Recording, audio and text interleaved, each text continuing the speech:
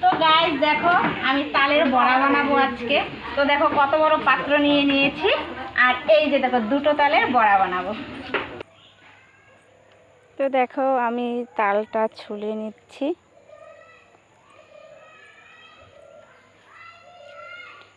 আমি বানাবো না, আমি বললে ভুল, আমার বৌদি বানাবে, তো আমি একটু হেল্প করে দিচ্ছি।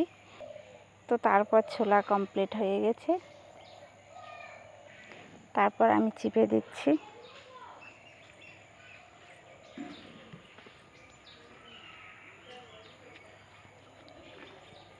চেপে নেওয়ার পর রস হয়ে গেল।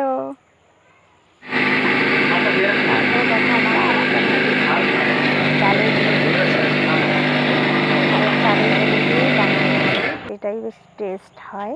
তো তোমরা কে কী দিয়ে খাও? অনেকে অনেক কিছু দিয়ে খায়, যেমন অনেকে ময়দা, অনেকে আটা।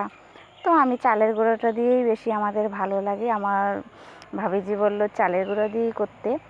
তো তারপরে সব কিছু রেডি হওয়ার পর তেল গরম হয়ে গিয়েছে, এখন দিয়ে দিচ্ছে। ওটা কিন্তু আমি দিইনি, আমার ভাবিজি দিয়েছে। তারপরে হয়ে গেছে কমপ্লিট। তো টাটা।